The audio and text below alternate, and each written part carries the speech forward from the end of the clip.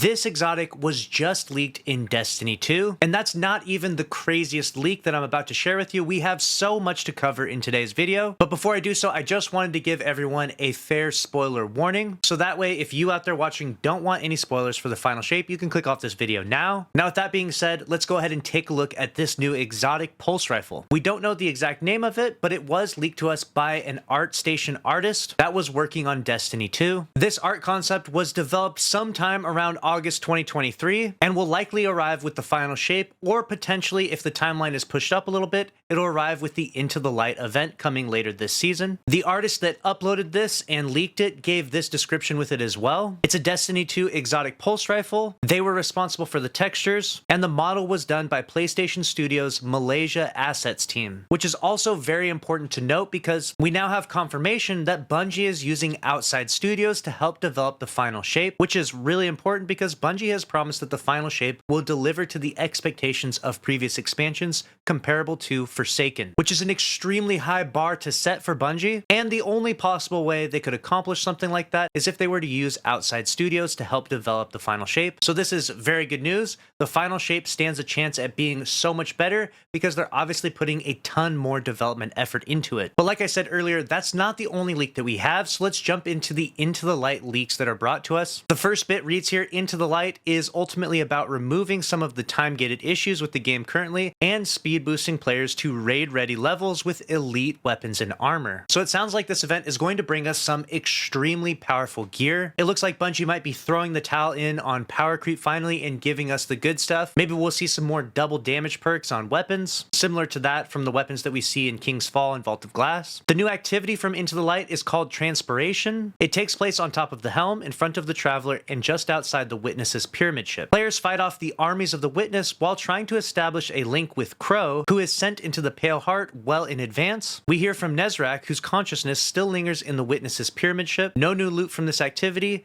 instead drops patterns, yes, entire weapon patterns, for missing seasonal weapons with a low drop chance, and other world drop loot. Also drops the previously season pass gated items and deep sight harbinizers. So that sounds like an absolute crazy activity that will certainly get everyone geared up and ready for the final shape. If you've been missing weapon frames for rare weapons that are really powerful in the game, this activity will certainly help you out. The next part reads that there are no new armor or weapons, instead bringing back a majority of the old weapons from Destiny 1 that haven't made it back yet, including old legendary weapons. Perhaps we'll finally see the return of the Hawksaw. The next leak reads right here, among the exotic weapons are Dreg's Promise, reprised as a special ammo rocket pistol that fires 3 bolts. That makes a lot of sense, and that fits within the new weapon archetype, which are those special ammo rocket pistols that we got from the new dungeon. The next exotic is Patience and Time, which is now a void weapon and deals massively increased damage while invisible,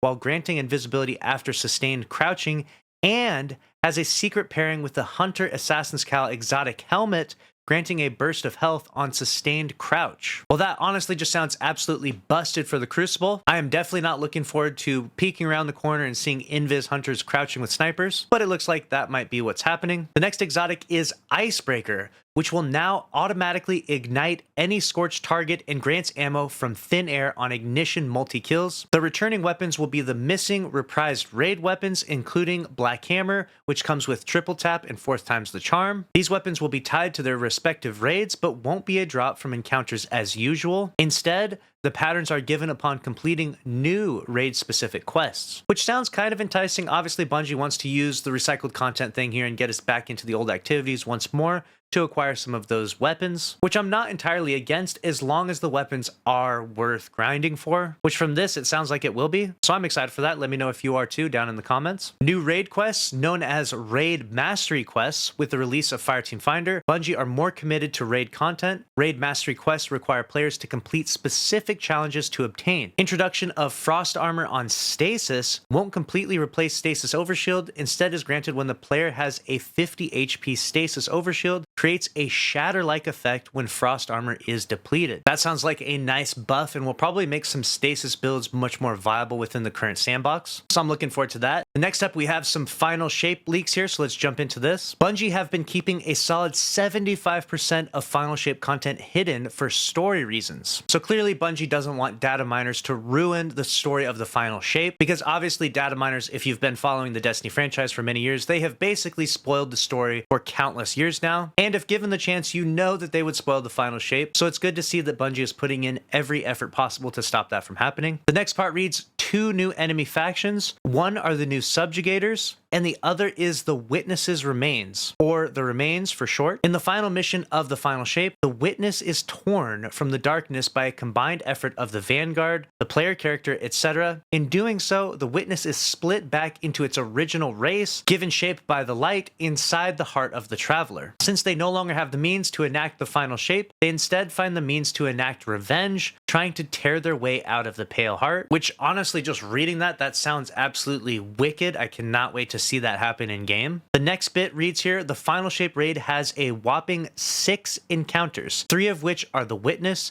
2 of which are the opening encounter and a non-boss encounter, and 1 of which is a boss against a resurrected Nezarec, who we unwillingly bring into the Pale Heart via Mithrax. Nezarec puppeteers a dead subjugator and commands the Taken. In the end of the raid, after the loot is collected, the Witness has a fake out death and kills the player characters by swallowing them. Our ghost escapes, setting up the final mission. Wow, what a wild story that is going to be, and sounds like it's going to be a lot of fun to play. And on top of that massive leak, we have more Into the Light and post final shape leaks, so let's jump right into this paste bin as well. Into the Light was never planned to exist, but due to the delay, they decided to make it similar to the 30th anniversary pack. It is much smaller than the 30th anniversary pack, and it's made for new and old players. According to this leak, it will bring back old campaigns, but it's still unknown which ones. However, it's assumed that it will probably be the Red War and potentially the Forsaken, considering the Destiny 2 community has been salty ever since they've left the game. And for veterans, Bungie plan to update Vault of Glass and Garden of Salvation, making their weapons be craftable, which sounds honestly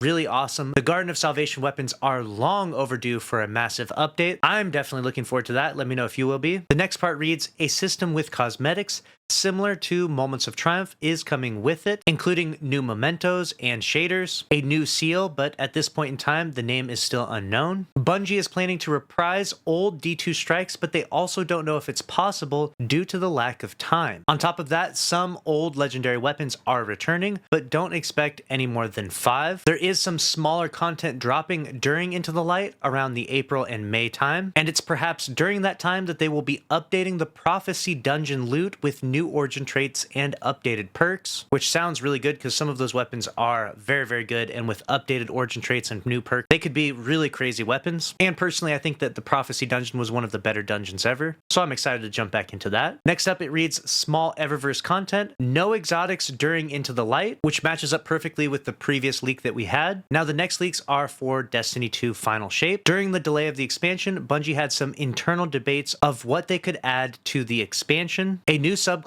is planned, but unknown if it is coming for the Final Shape or Echoes, which would be the first episode post the Final Shape. They decided to reveal more information about the Final Shape only in April because they don't know if their new and planned content for the Final Shape are going to be finished until June. There is no new dungeon in the Final Shape, originally planned after the delay, but it wasn't possible. That doesn't sound good. The next part reads, they are remaking some things and checking the campaign and seeing what needs to be changed. We're getting 2 new strikes with the delay, and Bungie is possibly planning to add even another strike on top of that. 6 exotic weapons arriving with the Final Shape, which sounds really enticing and really good. I'm looking forward to some new exotic weapons. In terms of the soundtrack, we have the D1 soundtrack is present throughout the campaign of the Final Shape, and 3 new exotic armors. Originally, it was planned to be 2. And then, of course, we have the new light supers for each class, which we've already seen shown to us before. On top of that, Bungie is making a new system called Variants for light supers. Supers do exactly the same thing, but with smaller differences. For example, Nova Bomb and Golden Gun will become variants. Variants can create more spaces to more light supers. We're getting new aspects to the light subclasses Arc, Solar, and Void for each class, and new light supers for each class and subclass. Within Bungie, the internal favorite is the new Arc Warlock, Tempest Weaver. Names are subject to change though. Some light supers, we have Warlock,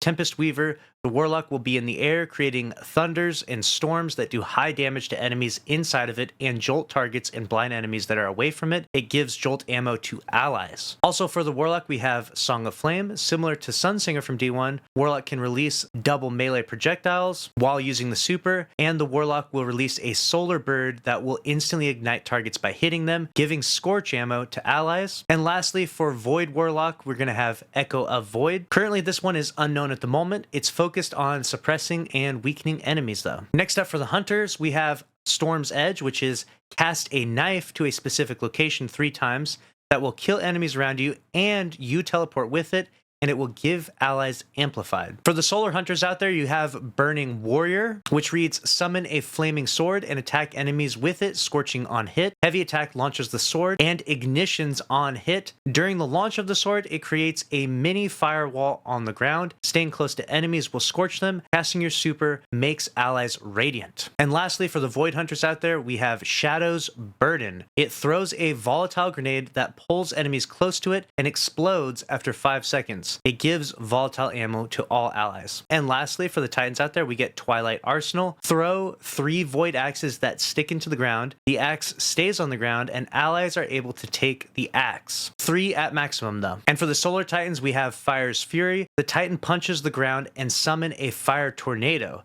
that scorches the ground and launches mini balls of lava similar to the Warlock Solar Grenade. Its size is unknown, but it should be a bit bigger than Sunspot. Also, it gives restoration ×1 to allies. And lastly, for the Arc Titans out there, we get Thunder Swapper. The Titan punches the ground with his hand and creates a blinding and jolting explosion around it. It gives blinding ammo to allies. At this point in time, the raid name for the final shape is going to be the Fate of Gods, which is potentially subject to change, but sounds epic. It's currently planned to be harder than Spire of Stars, which if you don't know in the history of Destiny raids was one of the harder ones, with the Last Wish being the absolute hardest raid ever. Only 2 teams successfully beating it within the first 24 hours. The next part reads, the Witness will be the only boss in the raid. It will change its form on each encounter. 5 total encounters according to this leak. The last leak said 6 encounters, but one of them was not a boss, so we'll see what it ends up being in the end. The mechanics will be light and darkness. There's no more details than that. And then after the world's first, a new mission will be released.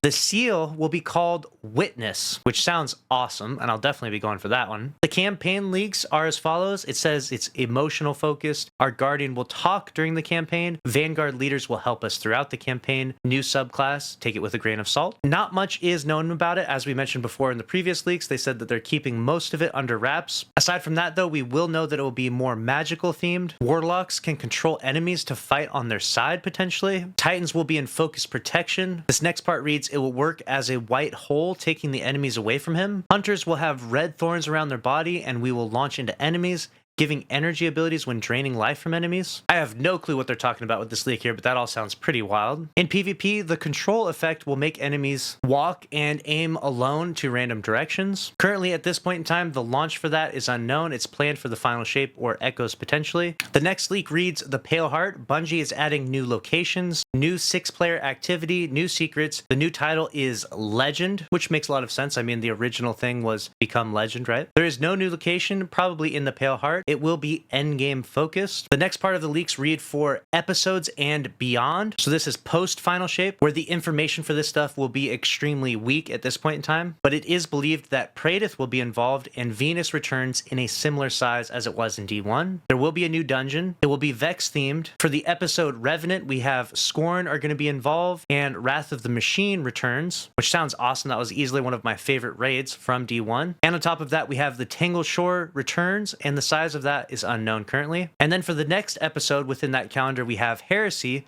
which will launch in 2025. Supposedly it's Hive focused, and Xivu Arath is the antagonist. After that, we have the episode Beyond, which is a new Age of Triumph. Bungie will bring back a similar old destination vendor. You can craft weapons from EDZ, Dreaming City, Nessus, Europa, and other destinations. No DLC in 2025, instead small content during 2025, which is currently unknown. The final shape will be the last expansion for Xbox One and PlayStation 4, which means that you're going to need to upgrade to next gen if you want to continue to play the game. There will be an entirely new DLC in 2026, and the next saga codename is Survival. On top of that, Bungie will potentially rename Destiny 2 to Destiny 3 or just Destiny. Personally, I'm a fan of it just being called Destiny. The next saga after that is unknown. Bungie will update their engine in 2025, and the last bit we have here is that Bungie wants to take all the content in D1 and put it into Destiny 2. Wow, now those are some crazy leaks. Let me know your thoughts about all of that down in the comments below. That all sounds really exciting. It looks like the final shape is going to be pretty good if all of those things do come true. If you want to stay up to date on all the news in Destiny 2, of course, make sure you're subscribed to the channel with notifications on. Smash the like button and click on the screen here to watch another one from the channel.